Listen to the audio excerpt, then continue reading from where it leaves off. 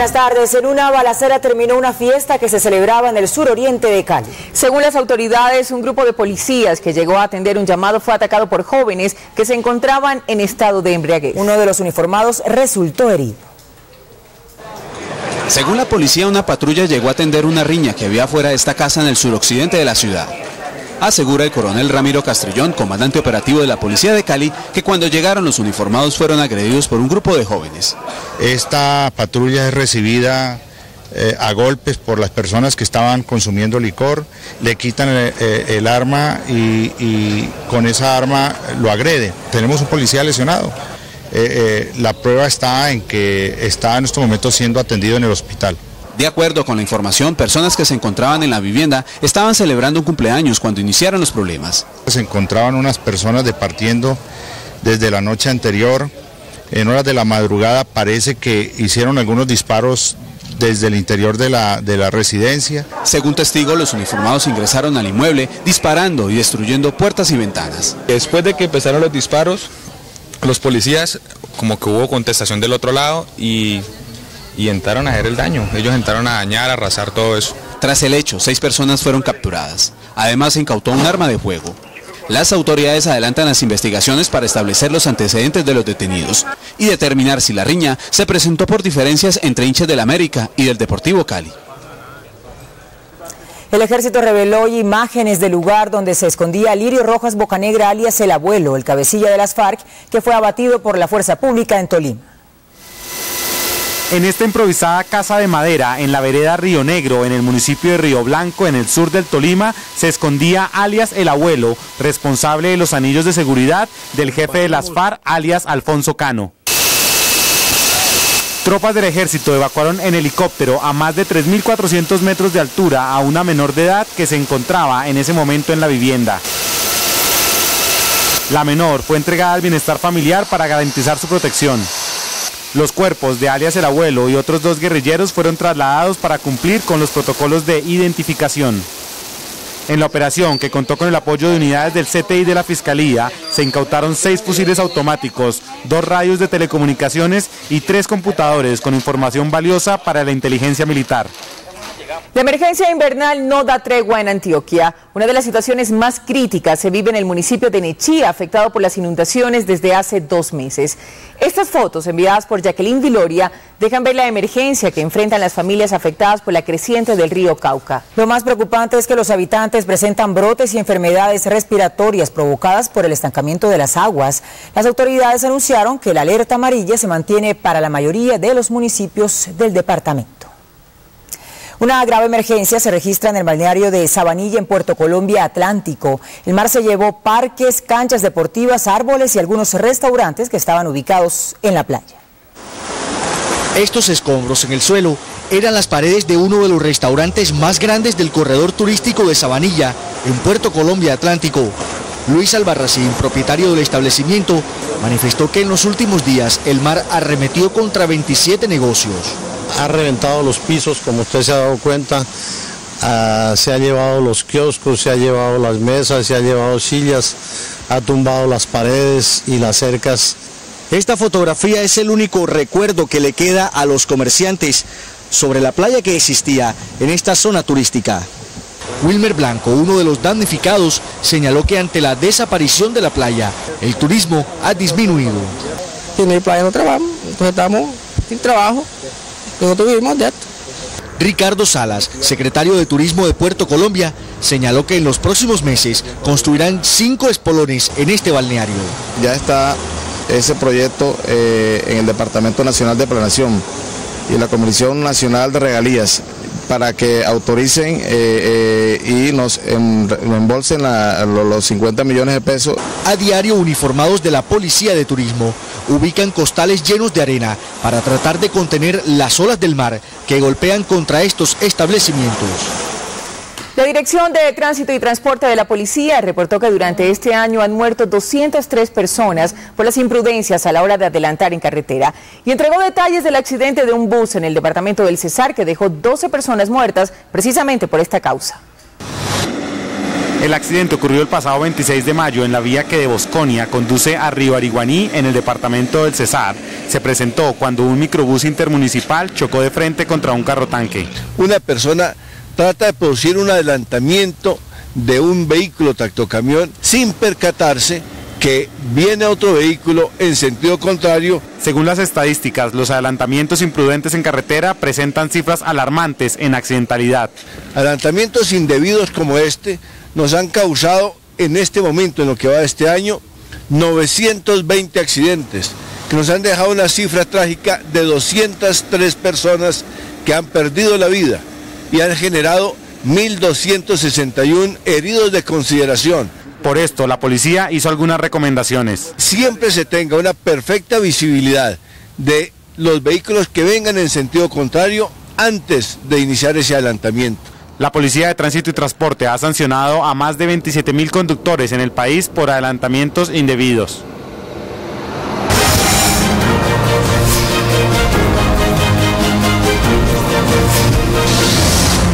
Hoy es un día decisivo para Perú. 20 millones de ciudadanos eligen a esta hora al sucesor de Alan García entre Keiko Fujimori y Ollanta Humala. Nuestro enviado especial a Lima, Juan Carlos Mateus, nos tiene todos los detalles de esta jornada. Los saludo desde un colegio de votación ubicado en el sector de Miraflores, aquí en Lima, Perú, cuando faltan apenas un poco más de 3 horas para que se cierren las urnas en estas presidenciales. Precisamente Noticias Caracol ha tenido acceso a Keiko Fujimori y se ha referido a la lucha contra el narcotráfico entre los dos países. Esto lo que ha ocurrido en la jornada. Ollanta Humala madrugó a votar en medio de una nube de periodistas. Luego regresó a su casa para el tradicional desayuno familiar con su esposa e hijos. Allí habló a nuestro canal aliado ATV sobre Colombia, el narcotráfico y las FARC. Vamos a mejorar la lucha contra las drogas, atacando lo que es la lucha contra el tráfico de insumos químicos, el lavado de dinero y la exportación de cocaína. Y tenemos nosotros que trabajar también con Colombia, con México, países que están que tienen también el flagelo del narcotráfico. Por su parte, Keiko Fujimori, en compañía de su esposo, hijas y su madre Susana Iguchi, también desayunó en casa. Desde allí, en diálogo con Noticias Caracol, nos habló de la lucha contra el narcotráfico y el terrorismo. Colombia, Panamá y Perú. Esto va a ser muy importante, sobre todo en la lucha contra el narcotráfico, para poder intercambiar información y para poder trabajar juntos, para que haya la cooperación necesaria en la lucha contra este flagelo que no solamente afectan a los países productores, sino también a los países consumidores. Y envió un saludo al país. Mi saludo para todos los colombianos que nos están viendo y sobre todo para los peruanos que viven en Colombia, que acudan a votar. Muchas gracias. En el país se reporta normalidad, con excepción de un ataque terrorista en Cusco, que dejó como resultado 3 militares muertos.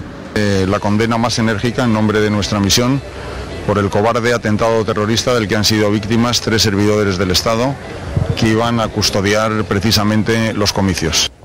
Esta es la información por el momento desde Lima, Perú, con todo lo que está ocurriendo en esta definición de las elecciones presidenciales aquí en este país. Juan Carlos Mateus, Noticias Caracol. Juan Carlos, y los peruanos en Colombia también votan a esta hora para elegir a su próximo presidente. En directo vamos con Edgar Velosa. Edgar, buenas tardes. ¿Y cuántos ciudadanos de ese país están habilitados para votar aquí en Colombia? Buenas tardes, pues son 2.987 peruanos los que pueden votar aquí en Colombia en esta segunda vuelta de las elecciones presidenciales del vecino país. Lo pueden hacer en varias ciudades, en Bogotá, en Leticia, en Medellín, en Cali, en Barranquilla y en Cartagena. Ellos se han dado cita desde las 8 de la mañana y hasta las 4 de la tarde estarán abiertas las urnas. Nos acompaña el cónsul general de Perú en Bogotá, Hubert Willan. Doctor Willan, ¿cómo se han venido desempeñando hoy estas elecciones? Muy buenas tardes. Pues se han desarrollado muy bien. Hemos comenzado a las 8. Hemos tenido una buena afluencia de miembros de mesa, lo que nos ha permitido abrir las mesas rápidamente. Ahora adentro del local casi no hay gente. Acá en Bogotá tenemos inscritos 1.714 electores y todo hace pensar que la elección se está desarrollando muy bien, y yo me imagino que a golpe de 5 hasta las 4, se cierra la votación, y a las 5 debemos haber terminado con el escrutinio, y ahí sabremos cuál ha sido el resultado acá en Bogotá. ¿Qué pasa si una persona no viene a votar siendo obligatorio en Perú? En el Perú el voto es tanto un deber como un derecho. para los peruanos que están en el exterior con DNI, con dirección en el exterior, el voto sigue siendo obligatorio, pero no hay una multa si no votan. Pero sí hay multas si son designados miembros de mesa y no acuden a la instalación. Muchas gracias, doctor William. Y pues continúan entonces en estas ciudades abiertas las urnas hasta las 4 de la tarde. Esta es la información desde el norte de Bogotá. Edgar Velosa, Noticias Caracol. Edgar, gracias. El ejército rescató a un ganadero que había sido secuestrado por delincuentes en el departamento del Guaviare. El ganadero, por quien pedían 12 millones de pesos, había sido secuestrado en una vereda en el municipio de Calamar. Con el objetivo de que no fuera conducido a zona selvática, tropas de infantería iniciaron las labores de rescate del ganadero que culminaron con la captura de 2 de los presuntos secuestradores. Uno de ellos resultó herido tras los enfrentamientos. Cuando la señora lleva la plata a entregársela a estos delincuentes, se produce el combate prácticamente. Es herido uno de estos bandidos, el otro lo capturamos. Y hace pocos minutos terminó en la Plaza de Bolívar una movilización por los policías, militares y civiles que permanecen secuestrados. Sus familiares hicieron un nuevo llamado para que vuelvan a la libertad cuanto antes. ¡Libertad, libertad, libertad! Un grupo de familiares y amigos de los policías, soldados y civiles que permanecen secuestrados en poder de las FARC le pidieron al país que no los olviden. ¡Vivos se los llevaron! ¡Vivos los esperamos! Hoy pido en especial por la libertad de Juan Camilo Mora, de Alexander Bayona, de Enrique Márquez, de James Silva Duque, de Oscar Donald Rosas, de Ruth Beatriz Castañeda, de los hermanos Cordón. Todos ellos son civiles. Nosotros estamos pidiendo una supervivencia porque en 2 años, 2 meses no hemos sabido nada de él. El evento está relacionado con una iniciativa de la Universidad de La Sabana llamada Adopta un secuestrado. Mi labor como adoptante es visibilizar a mi secuestrado, recordarle a Colombia y al mundo que no está sola su familia, que para nosotros queremos que llegue vivo. La jornada está acompañada de mensajes para los secuestrados. ¿Qué le va a decir? ¿Qué le está diciendo? Que los seguimos esperando, que no pierdan las esperanzas, que pronto van a volver a casa.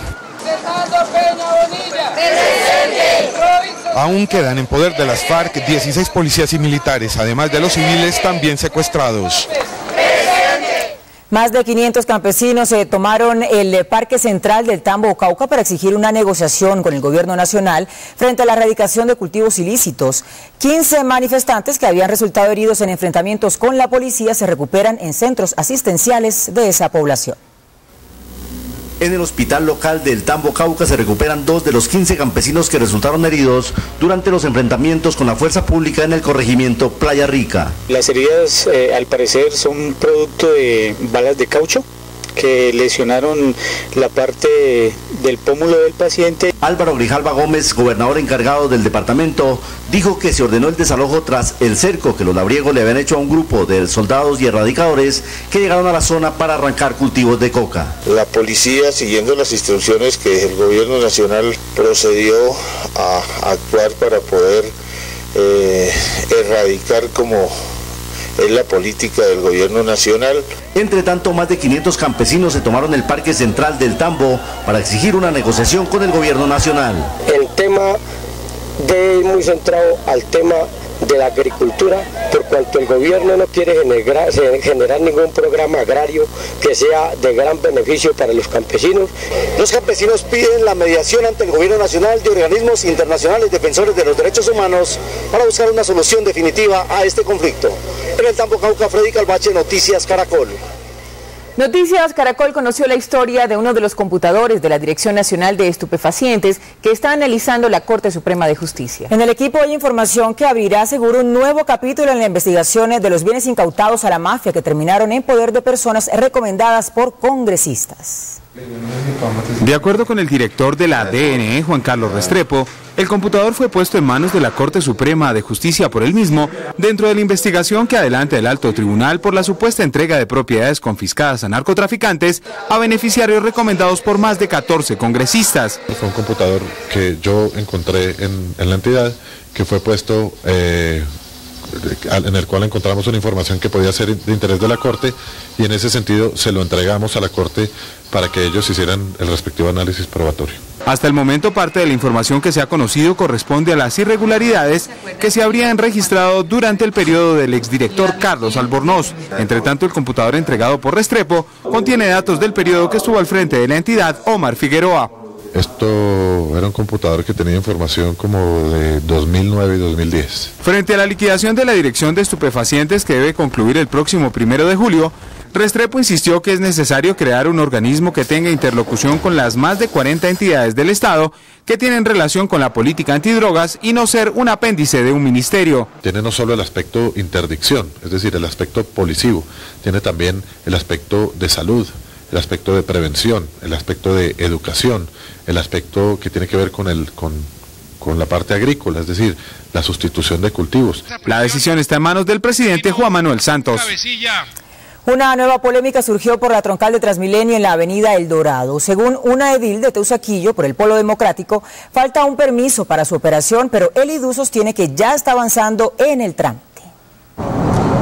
La edil de Teusaquillo, María Fernanda Rojas, denunció que a pocas semanas de que se terminen las obras de la troncal de Transmilenio por la calle 26, aún falta un permiso para que el sistema pueda funcionar sobre el cruce férreo de la avenida El Dorado con carrera 66.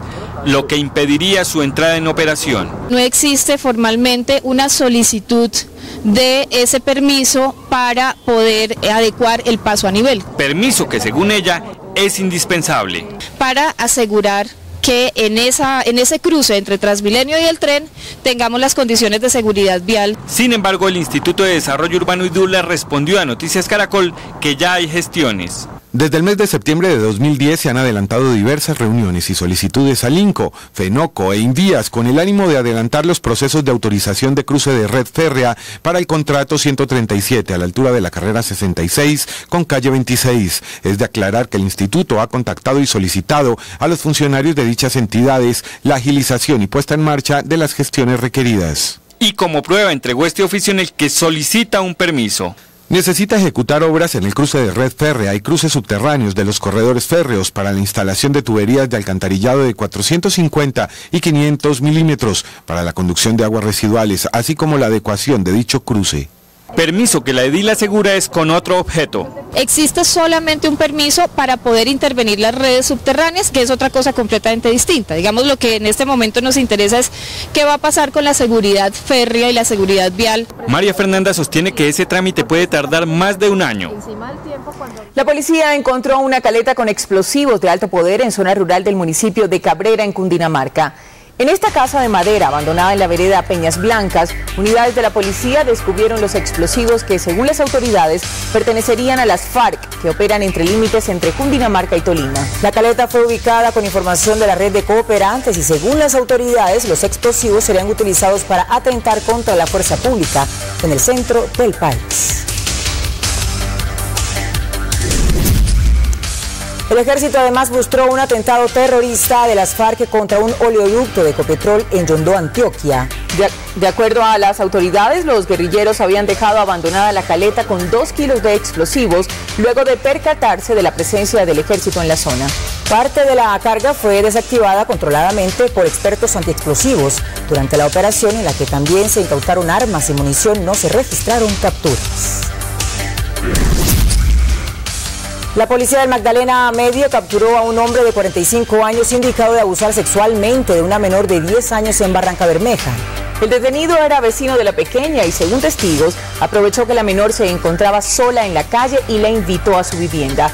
Según las autoridades, la captura del presunto violador, a quien en las próximas horas se le dictará medida de aseguramiento, se logró gracias a información suministrada por la comunidad. 4 edificios del centro de Cali fueron demolidos en 6 segundos de manera controlada. 75 kilos de indugel, 2.500 metros de mecha y 630 interruptores fueron necesarios para destruir las estructuras ubicadas en pleno corazón de Cali. La demolición controlada se hizo para dar paso a la construcción del nuevo edificio de la Fiscalía de esa ciudad. Hoy se celebra el Día Mundial del Medio Ambiente y por eso en Boyacá funcionarios de la Corporación Regional de ese departamento iniciaron una particular campaña. Disfrazados de árbitros con tarjetas rojas y amarillas, los funcionarios sancionaron a los habitantes de Tunja que contaminan. La jornada, que busca mejorar los hábitos de los ciudadanos para cuidar el medio ambiente, se extenderá a 70 municipios de los 123 de Boyacá. El día de hoy aquí en la ciudad de Tunja, jueguenle limpio al planeta. Y también para celebrar el Día Mundial del Medio Ambiente, el presidente Juan Manuel Santos visitó la Sierra Nevada de Santa Marta y desde allí anunció que realizará un acuerdo para la prosperidad con las comunidades indígenas de esta zona. En compañía de su esposa y su hija, el mandatario también envió un mensaje a todos los ciudadanos para que ayuden a proteger el medio ambiente. Aseguró que Colombia es un país privilegiado en biodiversidad y que el clamor por el cuidado del planeta por parte de las comunidades indígenas debe ser escuchado por todos. Todos tenemos que ver la forma más efectiva para proteger el medio ambiente. Lo hemos venido maltratando, estamos sufriendo las consecuencias. Esta ola invernal, que afortunadamente ya comienza a desaparecer, es parte de esa consecuencia. En Alemania, las autoridades de ese país al parecer encontraron el origen de la mortal bacteria E. coli, que ya deja 22 muertos y más de 2.000 enfermos en Europa. Todo apunta a que el origen está en unos brotes de soja cultivados en ese país. Otras noticias del mundo en nuestro panorama internacional. Esta columna de ceniza de 10 kilómetros de alto emitida por el volcán Puyehue en Chile obligó a las autoridades a declarar la alerta roja y evacuar a 3.500 personas. La nube volcánica que llegó a Bariloche en Argentina se está trasladando a otras ciudades patagónicas. Varios vuelos fueron cancelados. Así celebró la oposición en Yemen la salida del país del presidente Ali Abdullah Saleh, que se encuentra en Arabia Saudita recibiendo tratamiento médico tras resultar herido durante el ataque contra el Palacio Presidencial. El vicepresidente Abdorabu Mansur asumió las riendas del país durante 60 días por orden de Saleh. Los actos de violencia en venganza por la muerte de Osama Bin Laden en Pakistán parecen no tener fin. 6 muertos y 10 heridos dejó una bomba que detonó en un bazar al noroccidente de ese país. Una explosión en una gasolinera de Nairobi, en Kenia, le causó la muerte a una persona y heridas a otras 36. La detonación se produjo por una quema de basuras cuando las llamas alcanzaron la estación. En los altos del Golán, 20 personas que intentaban cruzar ilegalmente la frontera entre Siria e Israel murieron al recibir disparos por parte del ejército israelí. 325 personas resultaron heridas durante el incidente. Los manifestantes sirios y palestinos intentaban escalar las alambradas fronterizas cuando fueron impactados. Los militares utilizaron gases lacrimógenos para intentar contener a la multitud que conmemoraba la guerra de los 6 días.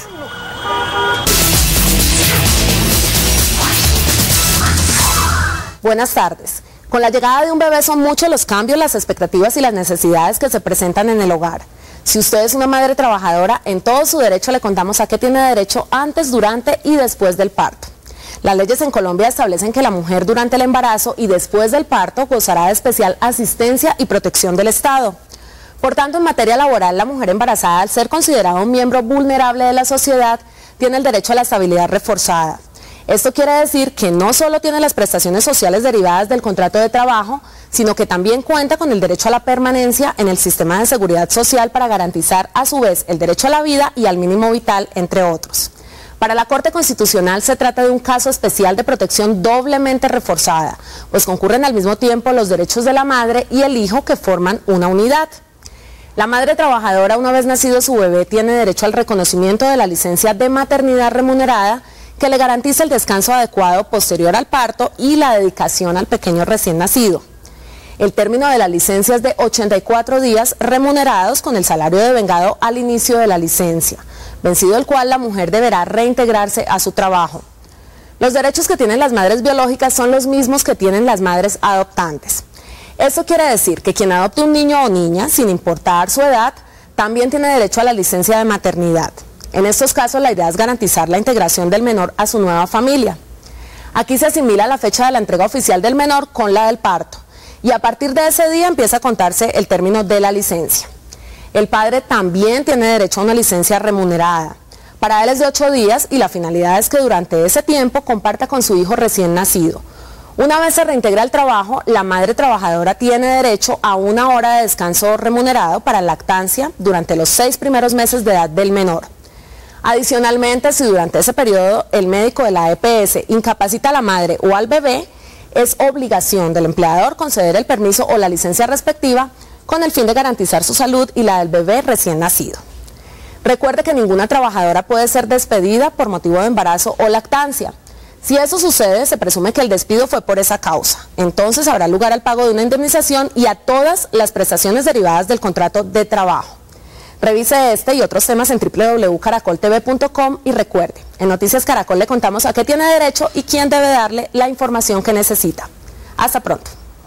Gracias, Paola. Un amplio dispositivo de seguridad dispuso la Policía Metropolitana de Medellín para evitar desórdenes dentro y fuera del estadio durante el partido de esta tarde entre el Atlético Nacional y el Deportes Tolima. Las autoridades buscan que no se repitan hechos del pasado en los que los desórdenes provocaron sanciones a los equipos y a las barras. La nueva ley del fútbol castiga el porte de armas, el ingreso al campo de juego y el mal comportamiento dentro y fuera del estadio. La ley dice que el que lance algún objeto, el que se vaya a ingresar a la cancha, el que no deje ver el espectáculo, el que utilice un arma blanca va a tener una sanción, no solo en multa, sino también con sanción penal que va entre 1 a 5 años en un caso y el otro de 4 a 8 años. Con nuevas cámaras de seguridad y 1000 efectivos de la policía, las autoridades pretenden garantizar la seguridad en el encuentro deportivo de hoy. Ya están instaladas las cámaras, incluso las cámaras nos van a servir de prueba, las que van a quedar para el Mundial. Representantes del fútbol en Antioquia hicieron un llamado al buen comportamiento de los aficionados. Ojalá se haga como en Europa el jugador de fútbol está ahí al lado de los aficionados, no necesita mallas, la gente respaldándolo, animándolo, y así tiene que ser aquí en Colombia. Se espera que el espectáculo deportivo se desarrolle sin alteraciones del orden público.